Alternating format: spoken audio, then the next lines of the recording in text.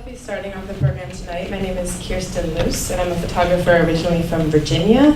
I attended the University of Georgia, where I studied art and anthropology, and luckily attended a photojournalism class, which changed my life. In that class, I was encouraged to apply for an internship at a newspaper, and I worked for the Birmingham News in Alabama. And then I worked for the Monitor in McAllen, Texas, on the US-Mexico border from 2006 to 2008. And that's where I learned the craft of photojournalism and community storytelling. This also happens to be now the place that is the busiest corridor for human and drug trafficking in the nation.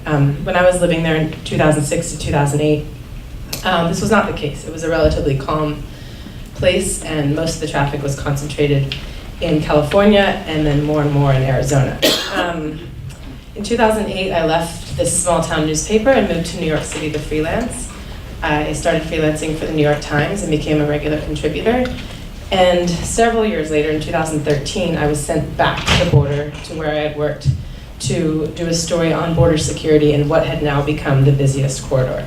So we were encouraged to show you a piece that we had done on assignment, and then I'll show you some personal work afterwards. So this piece, this is an edit of selects from a story that I shot comparing the Border Patrol efforts in California, in Tijuana, which had been the busiest, and McAllen, Texas. Has anyone here ever been to McAllen, Texas? Does anyone know where it is? It's a very southern tip of Texas, down near, along the Rio Grande River, obviously, and on the Gulf of Mexico. So Big Bend and Juarez is a 12, 15-hour drive from there. So it's the absolute eastern side of Mexico, the southernmost tip.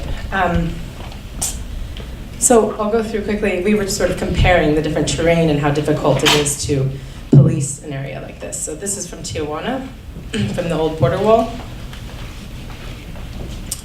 This is from Texas, where apprehensions were rising rapidly, and they were shifting resources to this region.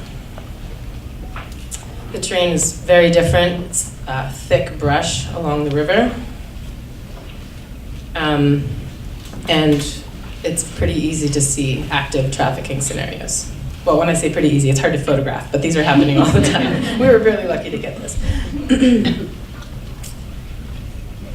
The difference between working for a small town newspaper in McAllen, Texas, and then going back with the New York Times was access. All of a sudden, I had full access to the Border Patrol. We had our own PR person, and we were allowed to ask questions, and we got top-level information. This was a real game changer for me because I had continued to travel back each year, following stories and watching as traffic had picked up, but it was very hard for me to quantify and sort of figure out how to approach these stories visually from a national perspective. So it was this assignment which was a real turning point for me. Here you can see the overcrowded processing center, Border Patrol Processing Center.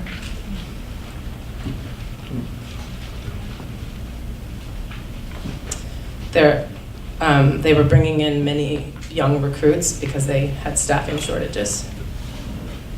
This was a deportation center that I saw that Adriana was there last week as well, because I would recognize this picture. Yeah, in Reynosa, Mexico.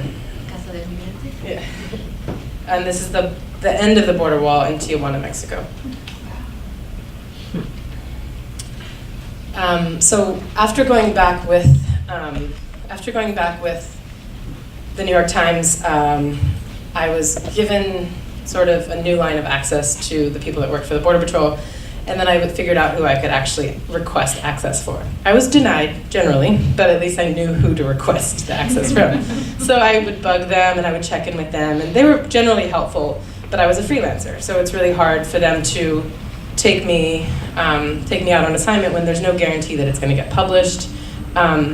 So I had to bug them quite a bit and basically circumvent them quite a bit and work with local law enforcement on several stories until they got tired of seeing me show up in all these places that they didn't want me. And then they called me directly and they said, "What do you want from me?" And at that point, I told them I wanted to be in the helicopters.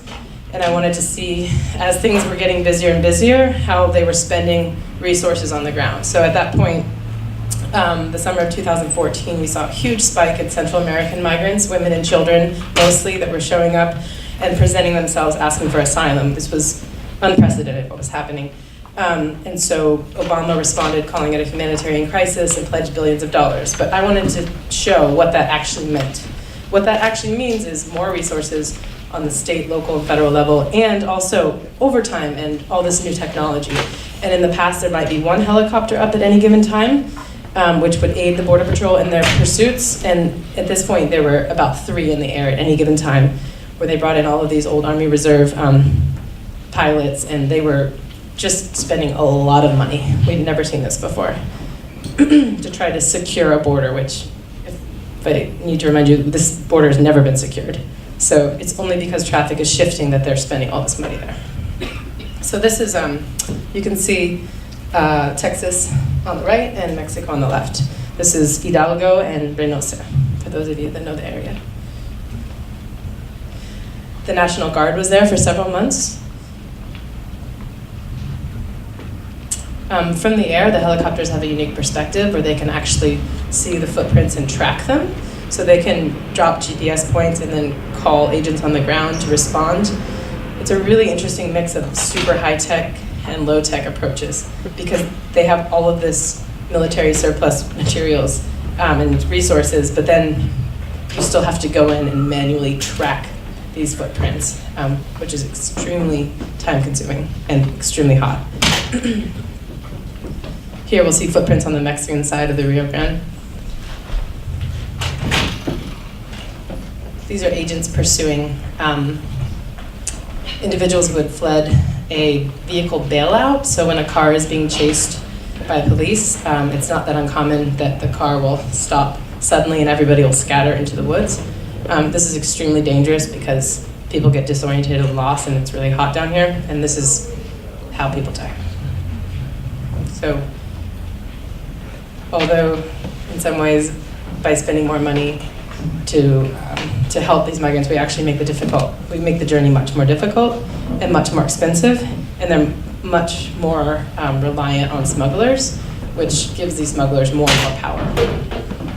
Here we see a man who's returning to Mexico, and the helicopter's making sure that he makes it all the way back across. The Border Patrol cannot pursue anyone across the Rio Grande because they do not have the right to enter Mexico.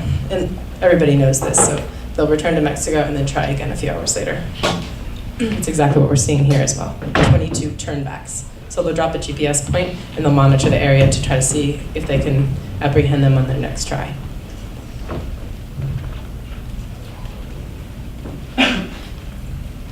Also in Texas. It's moments like this which are pretty heartbreaking to watch because it's so obvious from above, but they do feel like this is their last chance of trying to hide.